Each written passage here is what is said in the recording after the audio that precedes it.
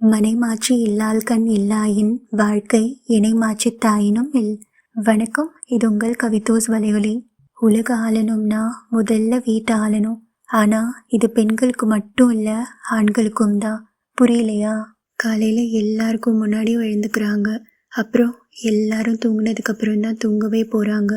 காலையில எழுந்ததுல இருந்து இரவு தூங்க போற வரைக்கும் அந்த தூக்கம் கூட சில நாட்கள் சந்தேகம்தான். பல நாட்கள் சந்தேகம்னு கூட சொல்லலாம். இப்படி வீட்டு வேலைகளை பார்த்துக்கிறது, குடும்பத்தை பார்த்துக்கிறதுன்னு ஓடிட்டே தான் இருக்காங்க. அவங்க விருப்பங்களை கூட தியாகம் செஞ்சுட்டு குடும்பத்துக்காகவே வாழறவங்க. இப்படி இருந்தும் அவங்களுக்கான மதிப்பும் மரியாதையும் எப்போதுமே கேள்விக்குறிதான். ஆனா மரியாதைக்கு பதிலாக அவங்களுக்கு கிடைக்கிறதெல்லாம் நீ எதுவுமே பண்றதில்லைன்ற அந்த பேர் மட்டும்தான். இது எல்லாத்துக்கும் காரணமே அவங்க தான்.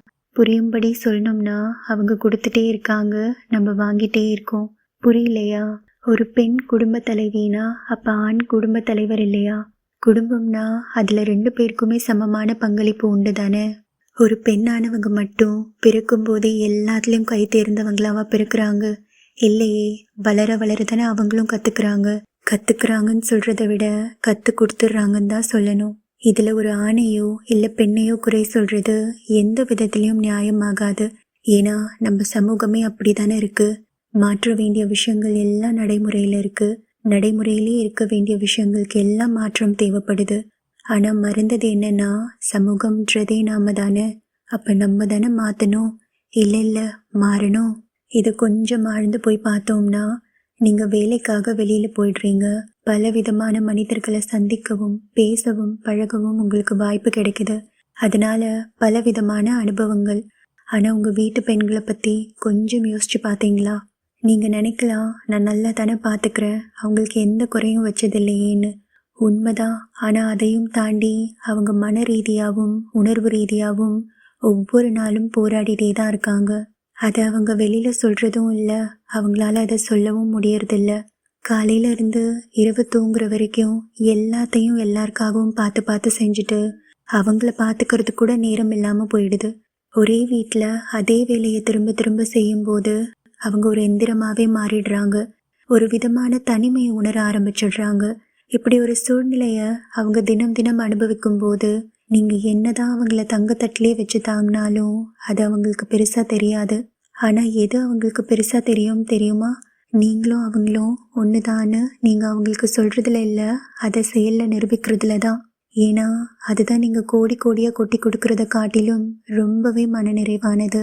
நீங்க வேலைக்கு கிளம்புறதுக்கு முன்னாடியும் வேலையில இருந்து வீடு திரும்பினதுக்கு அப்புறமும் அவங்களோட கை கோர்த்துக்கோங்க. ஆண் பெண்ணுன்னு எந்த பிரிவினையும் வேண்டாம். எல்லா வேலையையும் அவங்களோட பகிர்ந்துக்கோங்க. நானும் வெளியில போய் வேலை பண்றேன், நீயும் அதே நேரத்துல வீட்டுல வேலை பண்ற. இதுக்கு இடைப்பட்ட நேரத்துல நம்ம 2 பேரும் வேலையை பகிர்ந்து போன்னு சொல்லி பாருங்களேன். இல்ல செயல்ல இறங்கி பாருங்களேன்.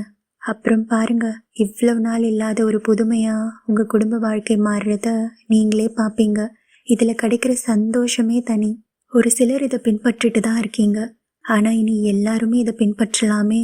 இந்த நிலை முழுமையா மாறணும்னா அது பெண்கள் கையில மட்டும் இல்ல, ஆண்களான உங்க கையிலும் தான் இருக்கு. இதை ஒரு பெண்ணுக்காக ஒரு பெண்ணாலாம் நான் பேசல, ஒரு சகோதரியா ஒரு தோழியா உங்ககிட்ட பகிர்ந்துக்கணும்னு தோணுச்சு, அவ்வளவேதான். அதே போல குடும்ப தலைவியான நீங்களும் உங்க சக்தியை முழுமையா உணர ஆரம்பிச்சிட்டிங்கனாவே இதுக்கு தன்னால தீர்வு கிடைச்சிடும். குடும்ப தலைவின்றவங்க வீட்டு வேலைகளை பார்க்குறவங்க மட்டும் இல்லை, நீங்க தான் உங்க வீட்டோட வழிகாட்டும் மொழி. உங்க வீட்டில் எடுக்கிற முடிவுக்கு சரியான திசையை காட்டுறவங்க. இந்த திசையில போனா நிச்சயம் வெற்றிதான்னு சரியா கணிச்சு சொல்றவங்க. குடும்பத்துக்காக போராடுற வீராங்கனை நீங்க. குடும்ப வாழ்க்கைன்னு வந்துட்டா சவால்களுக்கும் போராட்டங்களுக்கும் எந்த ஒரு குறையும் இருக்காது. அப்படி எல்லா சவால்களையும் போராட்டங்களையும் எதிர்கொண்டு துணிச்சலோடு நிக்கிறவங்க. எல்லாரையும் பாதுகாக்கிற பாதுகாவலி நீங்க.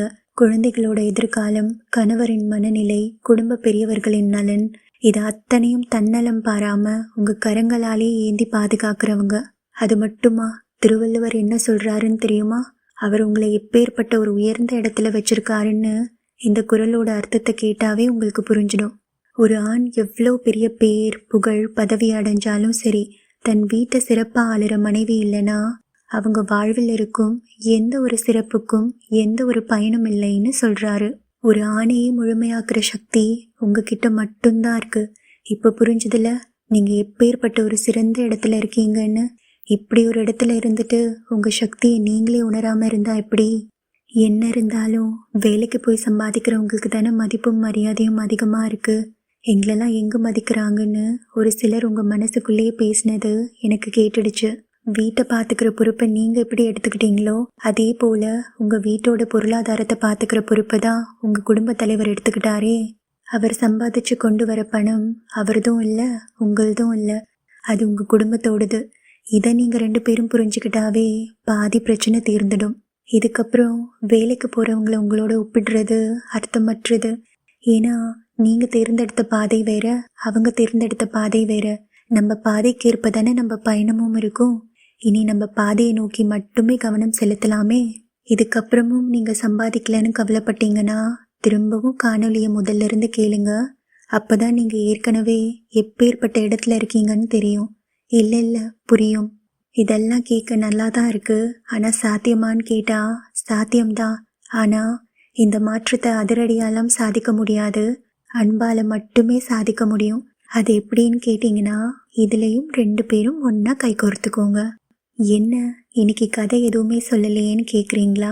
அட ஆமால. சரி, இப்ப நான் உங்களுக்கு சொன்னது வேணா ஒரு அழகான குடும்ப கதையினே வச்சுக்கோங்களேன். ஆனா நீங்க நினைச்சா இந்த கதைக்கு நிச்சயம் உயிர் கொடுக்க முடியும். எப்படின்னு தானே? இதுலயும் 2 பேரும் ஒன்னா கை கோர்த்துக்கோங்க.